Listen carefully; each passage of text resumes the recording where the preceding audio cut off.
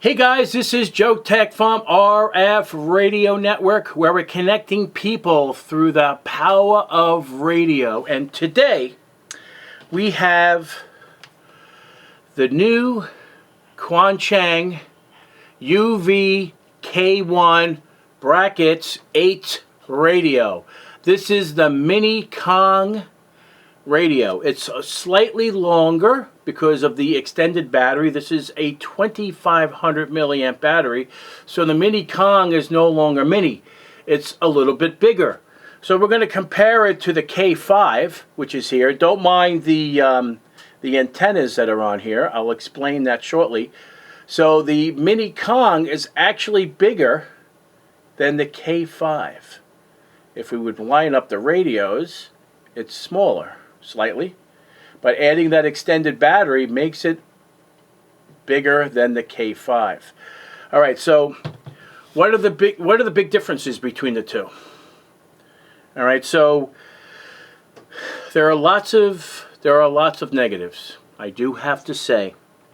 However, you cannot program this radio in Chirp.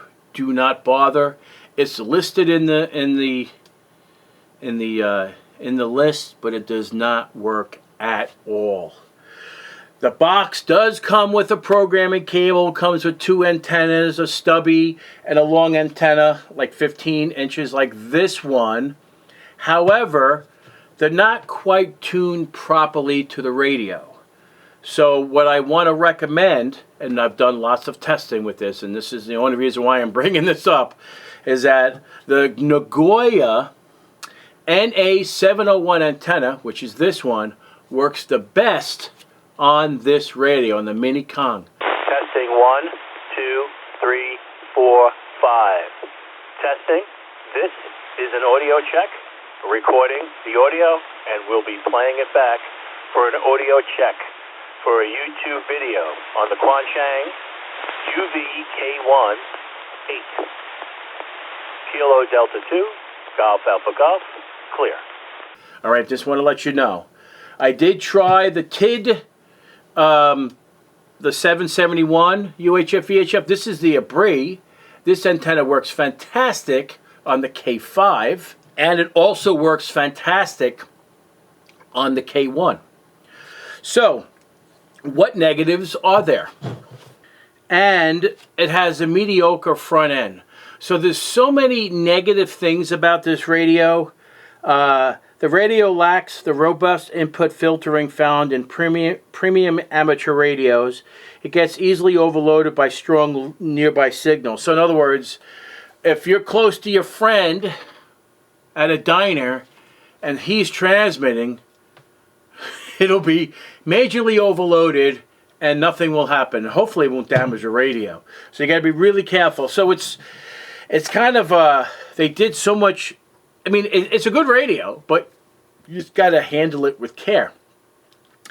The one thing I do like about it is that the full metal design. It's really sharp. It's nice and heavy in your hand. The battery adds a little bit more weight to it. I like it. I do. It's definitely in my arsenal of analog radios now. I may throw this in one of the cars. I mean, the Mini, I like my Mini, but whatever, let's continue. Yeah, so out of the box limitation, the stock firmware is extremely basic. Extremely.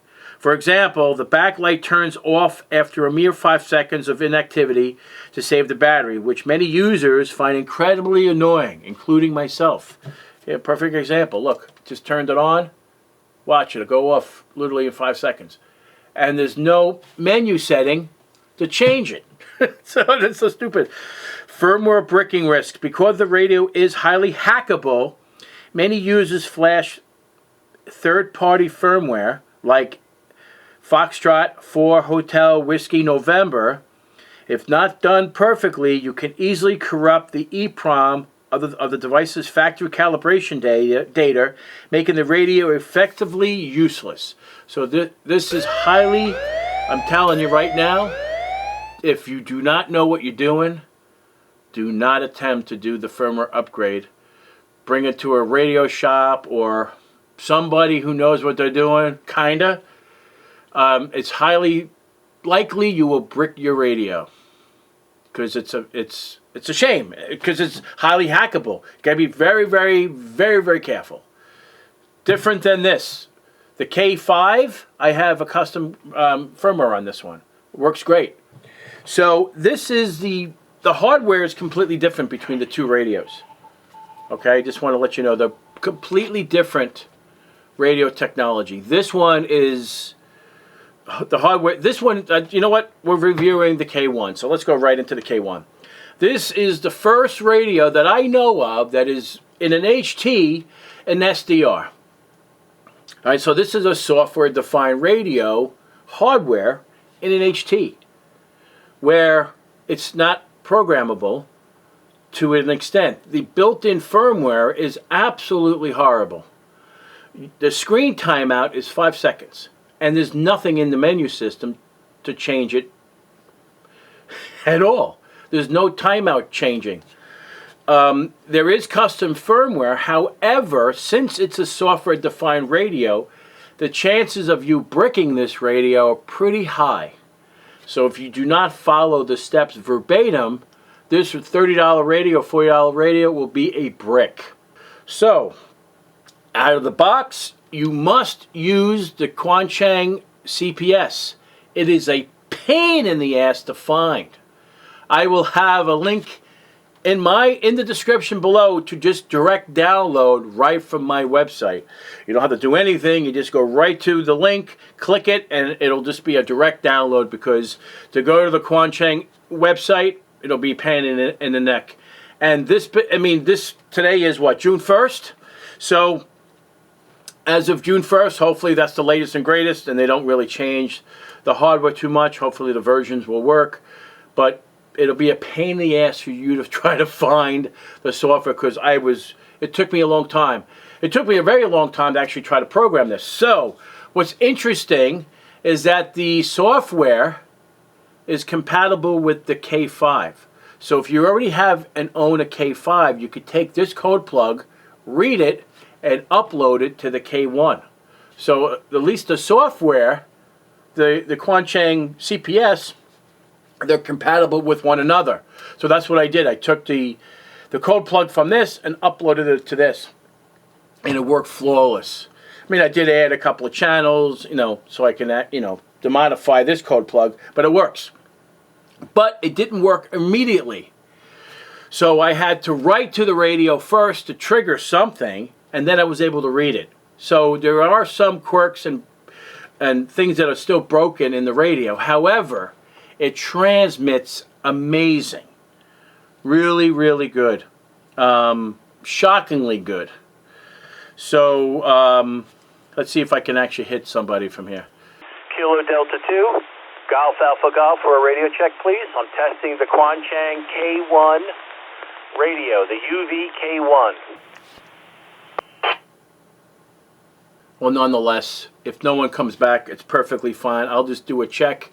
You'll hear the audio, and I'll, put it here in this video. Testing 1, 2, 3, 4, 5. Testing. This is an audio check, recording the audio, and we'll be playing it back for an audio check for a YouTube video on the Quansheng UV-K1 8. Kilo Delta 2, Golf Alpha Golf, clear. Okay. Now, what we normally do is we're going to throw it on the Rigol Spectrum analyzer, and we're also going to check out the power output, which is extremely important. We need to check that out. Here we go. Wow. Ho ho! Did you see that? 440, 5.12 watts. All right, let's do 446 flat. 0, 0, 0.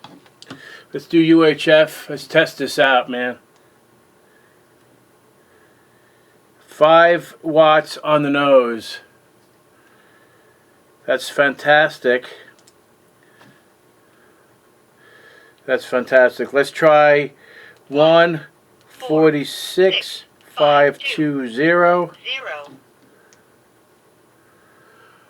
We're doing 4.89 watts. Now remember, the battery is not 100% on purpose. You can see that carefully. You can see that on the, maybe you can see that on the, but yeah, 4.86. That's great, man. That's really good.